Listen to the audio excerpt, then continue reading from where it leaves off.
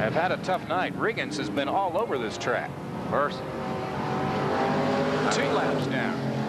They're going to need some body shop work Monday. Imagine.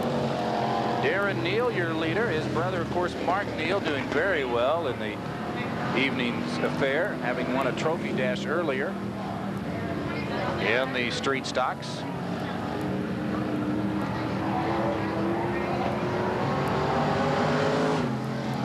Car 41 underneath the flag stand. Chuck Sterling showing cross flags. We're halfway through this race. Lap number 3. 41 still your leader, Darren Neal. Good shot at Darren. Side net on the car. Got to have those side nets on those cars. That's a good safety factor seeing on a lot of those cars now more and more, Don. In case the car gets upside down, his arms won't come flailing out the window and keeping him from getting a possible broken arm or even a head out the window if he stretches far enough that he takes a real violent barrel roll in his race car. Darren Neal, your leader, 21-year-old, attended Rogers High School. 1 lap to go in this street stock B feature. Top 2 advancing.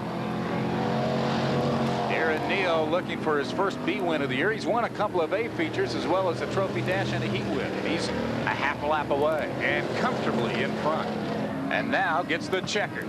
Here we go for Darren Neal. Big black and white checkered flag for Darren Neal from great flagman Chuck Sterling. Let's go to J.B. Haney, who has Jimmy Owen in the pits. Driving car number 1 here tonight at Tulsa Speedway is Jimmy Owen in the factory stock division. And Jimmy, you race not only here at Tulsa Speedway, you also race at Creek County Speedway. Tell us how active you are and how busy it makes you to be able to race Friday night and Saturday night, 2 nights a week. Well, we've got to keep right on top of the cars, and it takes a whole lot of us to keep them running. You almost got to work on them every night, and it can fill up a schedule pretty quick. Well, I know you do a lot of the mechanic work, and you have built some of the cars almost from the ground up, but yet you have some mechanics that are working as you try to keep the car going at both speedways. Yeah, we've got a couple guys, Eddie Tandy and Harvey also, that help us, do anything major we've got to do to the cars at the salvage during the day while I'm working. Now, they're changing the racing divisions at Creek County and also here at Tulsa Speedway. You might get into that and tell us what you're going to do to be able to maintain your race at both speedways. Well, we're going to have to give up racing the pro stock on Saturday nights because he's moving them. When he's making the track bigger, he's moving them to Friday night. And I'm racing here Friday night, and I'm 3rd in points, so I don't want to, I got a chance at being on up there. And we'll just put another factory stock together and run out there on Saturday nights. Well, it seems like you have a very busy schedule, Jimmy, for the summer. And the last time we talked to you at Creek County Speedway, we had you in the winner's circle after the A feature. So best of luck tonight, and hopefully we'll see you in the winner's circle again. All righty. I appreciate it. I want to be sure and say special thanks to Buddy and Carrie at Morgan Salvage. Very well there, Jimmy Owen, and we'll, I'm sure, see him, if not tonight, later on United Artists Cable in the winner's circle. Ready to go for the IMCA Modified B feature. Here we go. A lot of cars entered. Chuck Sterling gives you the green flag as Tom Dorner, our cameraman, is literally piggybacking the flagman, Chuck Sterling. Boy, that gave the fans at home an excellent view of what it's like to watch a race from the flag stand. You can see how brave Chuck Sterling is standing up there because those guys out there going in excess of 90 miles an hour coming straight at him. And they've been known to fly over the flag stand before and into it. They had an unfortunate accident one year in Knoxville, Iowa, with the sprint car races up there. A car bolted into the flag stand, killing the flagman and permanently disabling the assistant flagman. Bobby Gilbert grabs the lead. A lot of cars up front. 71 was in front. Ron Massey drops to 3rd. Now Gilbert drops to 2nd. Behind car 89, I believe it is, Dave Nabosny. People want to keep their eye out on number 52. Whoa, we've got a lot of slam bang action coming out of turn 2. Mercy. Got the car sideways in, just coming out of turn 2. Yellow flag is out. Good bird's eye view right there from Chuck Sterling's flag stand. Larry Roop is over there just coming out of 2, car facing the opposite direction.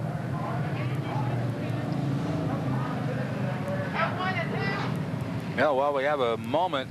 I want to pass along our condolences to a well-known family here at Tulsa Speedway, Frank Martindale, who passed away a couple of weeks ago following a long battle with cancer. He owned one of the cars here at the track, been involved in racing around Tulsa and the Speedway for close to 30, 40 years. So our condolences from United Artists Cable to the Martindale family. Tell you what, he was a great, great racer. Really a great, great man. He's going to be sorely missed at the Tulsa Speedway. See what happened here. You can see everybody's getting sideways. There's Roop, the blue and white 52. He gets into the yellow car, overcorrects just a little bit, oversteers, seems to get the car sideways coming out of turn 2, and as a result, he's facing traffic the opposite direction. Red 53 was Mike White, and of course, Mike's family, well known here at the Speedway. You bet. He provides record service here at the Tulsa Speedway for us every Friday and Saturday night. Hats off to Mike White.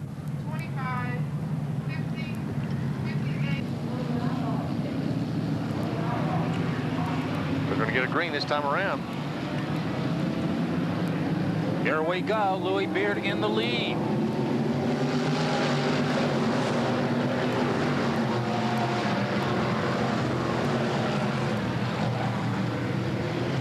Are these guys loud or what? Beard in first, Gilbert second, and bolting into third place like a shot is Tim Bailey, who's 5th in the season standings in the white car number 21, the blue engine. Great sounds out of these race cars. You think these sound good, Don? You ought to hear a sprint car coming down that front straightaway. Music to my ears. It'll make the hair on the back of your neck stand up. Look at Bailey. He shoots down low and overtakes Gilbert slightly for second. They are really going after it. They sound even better without mufflers, Don. 85 Louis Beard in the lead. 4 laps down. Chuck Sterling says you're halfway done, fellas. IMCA B feature. Then we'll move into the main events. The ones that separate the men from the boys, the A feature. Louis Beard on the year is in 16th place in the season standings. He's been here all 9 weekends. And we've got a battle shaping up for first right now. Tim Bailey is right behind him, on his heels. And Bailey is one of the season point leaders in 5th place. I tell you what, there could even possibly, Don, be a 5-car battle here shortly for that lead. Look at that, Gilbert in 3rd. They are all 5 bunched up. Look at that, going down into the number 1 turn, Don. We've got a great 3-car battle. The 2 cars right behind them. Bailey trying to catch him and can't do it. Unless he can get him here at turn 4. Here we go on the inside. And he cuts him off. Slams the door in his face. 1 lap to go. Or I think there's 1 lap. I thought it was an 8 lap, but apparently we're on lap number 8. So my apologies. We've got a few more laps than I anticipated. Here we go. White flag coming up. So this is a 10-lap IMCA B feature. Right behind those front 2 runners, we've got a good race for 3rd. But look at this. Tim Bailey. This is going to be anybody's race, Don, on this one. Holding off Louis Beard. Gilbert still in 3rd place. And now he's being challenged for 3rd place. This is it. 2 more left-hand turns. Yellow flag is out. Yellow flag out on lap number 9. And I don't see a car anywhere. I don't either, Don. I'm not sure exactly why that yellow was thrown. There for a moment, I thought he had the wrong flag. He wanted the checker, was waving the yellow. I think somebody on the back straightaway was heading to the pits and we might have had a problem in the back. Nevertheless, we're 8 laps down with 2 laps to go. So this will be our 3rd restart coming up. What a night of racing here at Tulsa Speedway, with over 100 cars, 117 cars registered here at Tulsa Speedway this evening for another edition of Checkered Flag presented by Miller Genuine Drag.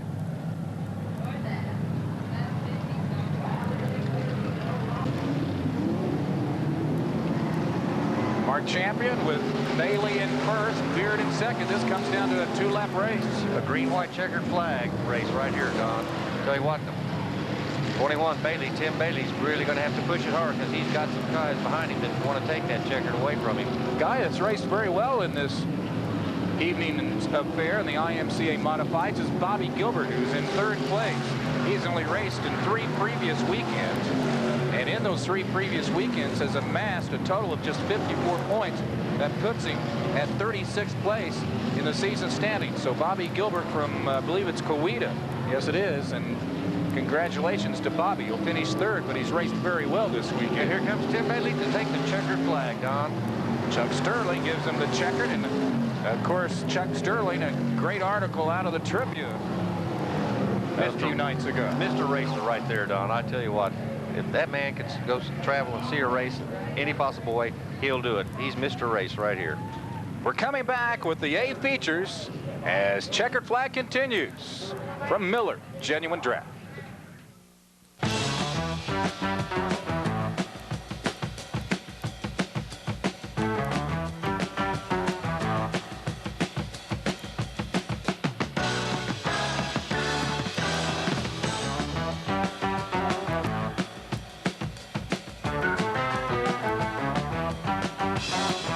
Come out for exciting racing action every Friday and Saturday night. Tulsa Speedway, Highway 75 and 66th Street North. A Yamaha water vehicle is the most exciting ride on water for A, solo riders, B, pairs, C, trios, or D, all of the above. The answer, of course, is all of the above. For fun that won't quit, see Dick Lane's Yamaha in Broken Arrow or at Port Carlos on Grand Lake. Welcome back to Tulsa Speedway. Don King along with Mark Champion, our producer Roger Hess, director Bob Vess, J.V. Haney also joining us from the pits. 22 cars in this factory stock A feature. I'm not going to venture a guess on the winner of this one. 22 cars. A guy that has done very well thus far, winning his heat race and the trophy dash, is car 55 Stan Jeffries. On the front row here, 66 Jeff Grissom and 05 Lester Cook. And we've got a green flag, and it's anybody's guess who's going to come out ahead. And look at this traffic jam. Oh, man, what a mess. I'm glad I'm up here. I'm glad I'm not the track photographer out of turn 2. He's dodged some bullets tonight. I guarantee you that, every bit of that. And there's a bunch of these guys hoping to dodge some bullets too, because there's a lot of sheet metal being bent up right now. Broken Arrow's Jeff Grissom into turn 1, into turn 2 in the lead on lap number 2. Driver's doing a great job keeping them on all fours and headed right where they should be, headed towards the front. The point season leader in the factory stocks is 01 Paul Holt. He starts obviously at the very back. He's got his work cut out for him with 22 cars, 21 cars ahead of him. Factory stock heat winners. Rick, he's got to spin and turn. Oh, look out, look out. Oh, another one. 05 got spun around. That's Lester Cook out of Sand Springs. 86 got spun around also. And he looks the worse for wear. Cook is okay, it appears. Car 86 is Tulsa's Buddy Hall. Man, what a mess going over there in turn 2, Don. I think we're going to be able to get another look at it. Factory stock heat winners were Rick Springer, Loretta Miller, Stan Jeffries, and Doug Melton. Let's take a look. There's the 86 getting sideways tagged by number 05. He also getting tagged. Comes another hit, another shot by somebody else. Looks like a demolition derby. Exactly what it looks like. Ooh. Man. There we go again. Yeah, look at this. Already starting to spin out in front of the pack, in the middle of the pack. Going to be another couple of tags come in here. Fortunately, nobody hit 86 head on. That would have really caused damage on that race car. Probably would have retired him for the evening. We have a break. Let's take a look at our